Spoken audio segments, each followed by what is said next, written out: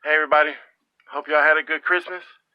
Hope y'all had a lot of fun. It's time to get back to work now. Christmas time is over. Still got the New Year's coming, but you need to use this week in between the two holidays to make sure you don't get off track as far as your exercising goals and your mind goals and your internal wherewithal. You want to make sure you stay focused. Yes, it's good to have fun and to kick it with the family, to eat and to drink, but you got to balance that out. I recommend using this week to do it because New Year's is just going to be more of the same. Um, so today I'm going to talk about, I don't really have a topic in mind, so whatever comes to me as I'm standing right here is what I'm going to talk about. Um, Maybe I could talk about, accepting others for who they are, which is something I have issues with. I say it all the time, but to go out there and do it is very difficult because, we're all ego bound. We're kind of held hostage by our own egos, because we're technically the center of our universes, which I discussed in earlier videos. Feel free to go check those out. It's two parts. Because we are the center of our own universes, we tend to think that everything else is less important. It's not purposely, it's done subconsciously as part of our programming to feel that way. And I believe it's because, if you're not selfish, then you can't really take care of yourself and nurture yourself the way that you need to. Because if you give all your attention to someone else, you don't give it to yourself, and you'll go through life trying to find acceptance in other areas, um, through other members of the opposite sex, um, drugs, whatever. There are some areas that I need to work on myself, but I've gotten much better recently. I'm gonna say like in the past 5 years or so. I've become conscious of that. Uh, I began accepting myself for who I am. First of all, I stop apologizing for the way that I am and for the way that I act and for my behaviors. I mean, I don't have to apologize for that. It's who I am.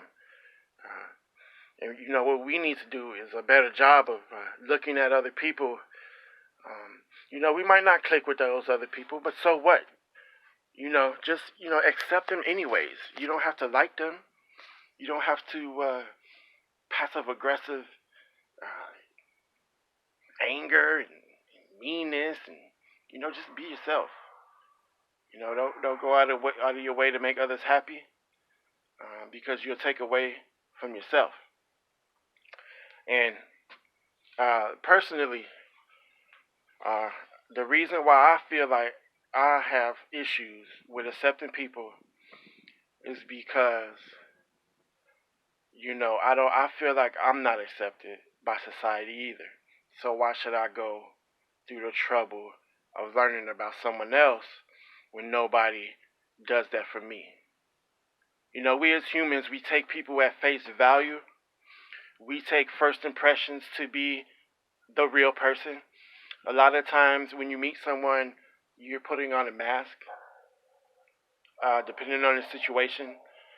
No one ever meets the real person the first time, which is why a lot of friendships like just crash and burn unexpectedly. It's because, we have an image of the other person, and when that person doesn't live up to that image, um, we take it as a negative, and we're no longer able to communicate effectively with this person. We see it as like, they lied to us and aren't really the person that we thought they were. When in actuality, what we need to do is, delve into that person's personality before friendship and whatever may come about. You, we would be wise to learn a person as much as we possibly can before coming to a conclusion about whether or not we want to be friends with this person. Even more so for significant others. A lot of times, people reject others, people that have romantic interest because of what they see. And, sometimes they effectively give away their chance of happiness when they do that. And, I use the personal example of Virginia, who I'm still with, almost 8 years later. I noticed her when we started working together. I noticed her, but I didn't try too hard to get her attention. You know what I'm saying? We were working together for months before the prospect of a romantic relationship showed itself. And, I had just got down here from Chicago, and, that stuff wasn't really on my mind yet. I was trying to get my money right, trying to get my own place, trying to get up out my brother's house. And, I was just trying to get my life back together. And so I wasn't even focused on relationships. But, she approached me. She asked for my number, and I gave it to her. And we've been together ever since. That's just an example of, I've never had, maybe not never, maybe in my teen years it might have happened a few times, but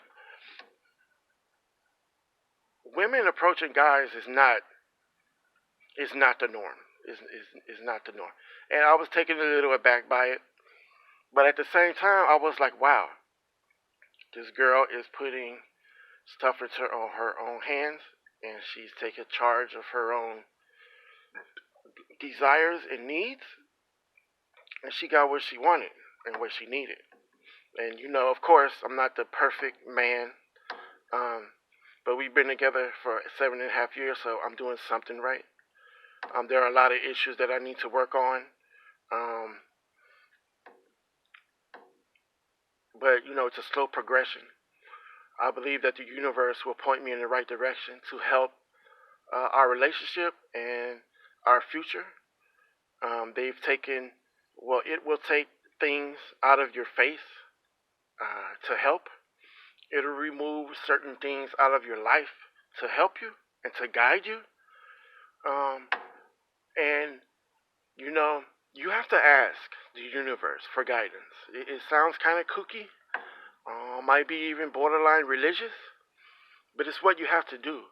You have to let your desires, needs, and wants be known as a thought, because a thought is a real thing. Like, if you believe in the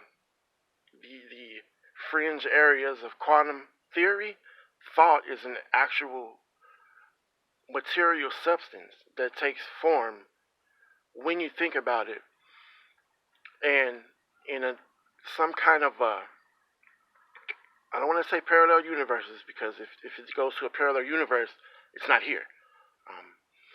So a thought is an actual matter that is transformed into reality based on your beliefs, and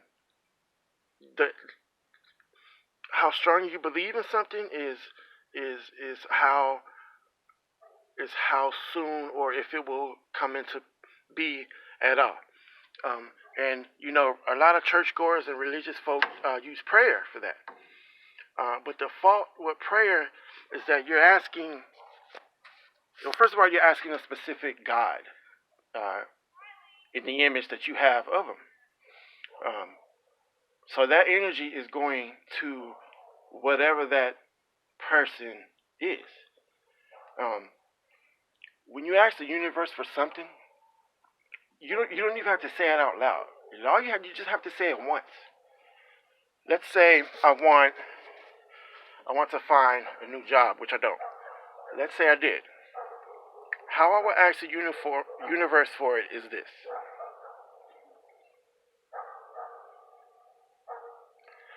In my mind, I just said, I need a new job. Will you please send one to me? I didn't beg out loud. I didn't get on my hands and knees and pray for 10 minutes. I didn't say it over and over and over. I didn't even form it as a outward projection of my thought. I formed it up here in my thought, and I sent it out into the whole universe, not to just an image of God that I have. I sent it out to the whole universe because, I believe that everything is everywhere all the time at once. And if you request the universe to give you a certain thing, there's a better chance that it will occur than if you pray to one image of God over and over and over and over and over and over. A one-time thought is reality. Thought is matter that becomes tangible reality. I believe based on your beliefs in it. Okay. So, I ask the universe a lot. Whenever I make a request, it's I base it on the fact that,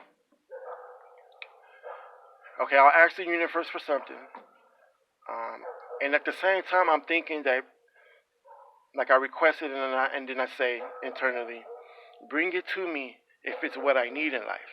Bring it to me if it'll make my life better.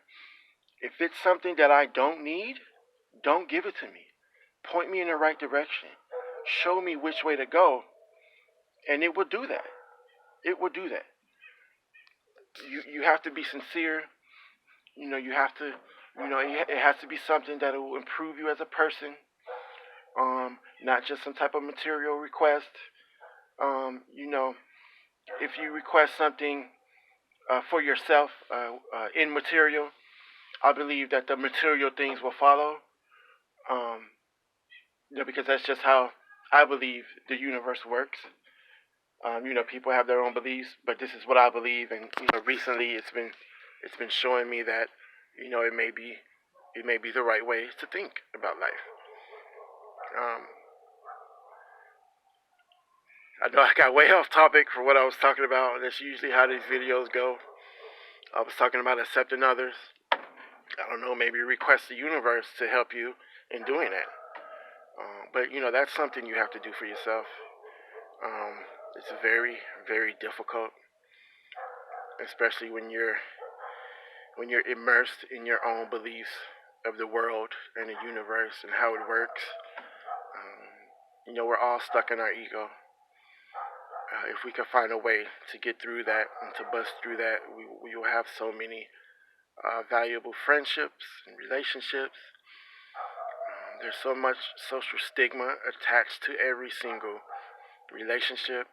There's always an expectation of something, especially if the relationship involves two members of the opposite sex.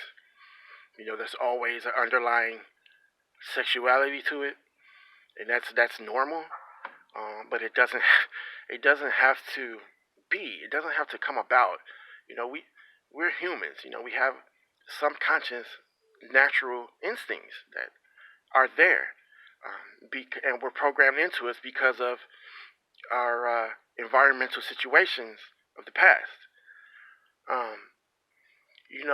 The sexual thing between two members of the opposite sex, I believe it arises from when when the population was not booming as it is now. Or maybe our number one goal was to have a sexual partner in order to populate the world. We don't need that anymore. So that is an instinct that needs to be suppressed and held back. I have trouble with it. I'm not gonna lie, but I gotten better. I mean, compared to 10 years ago, bruh, it's so much better. I still got a lot to work on, and I'm doing it. Let's see what else. Groupthink. Back in the caveman days, if you weren't in a group, you probably were gonna die. And to be part of a group was necessary. Not so much now. Yes, we there are groups that we belong to. Certain people we get along with more than others, but that needs to fade away too. that's no longer a requirement for existence. So there's a lot of stuff that we can do internally um, to allow people into our sphere, I would imagine. Um, it's just us. We have to take it on individually. I say a lot of stuff that I need to practice myself. And, these videos do a good job of bringing those things to my attention. Um, a lot of the stuff I say may sound hypocritical to you. And that's just, and I'm learning myself. I watch these videos, at home before posting them. And I learn a lot about myself in them. Like, there's a lot of stuff that I say that makes sense to me, but, I haven't actually put it into effect in my life. But I'm constantly working. I'm constantly changing, trying to get everything in order. It's just a growth. You got to take it on individually. As long as you make steps to continue on and to improve, as long as you acknowledge it, like when I talk, I'm bringing my thoughts, words into existence, and hopefully they can transform into things. Like, it brings attention myself to what's on my mind. That in and of itself is therapeutic. Just talking out loud about the things that are in your head is a wonder. It's a wonder. You don't realize how therapeutic it is until you do it. And then listen to it and then watch yourself talking. It's quite the eye-opening experience. So that's it for today. I'm at 17 minutes already. And I could keep going. But I'm going to go ahead and end this video. Watch the video, like the video, subscribe to the channel for more. I post workout videos and videos like this.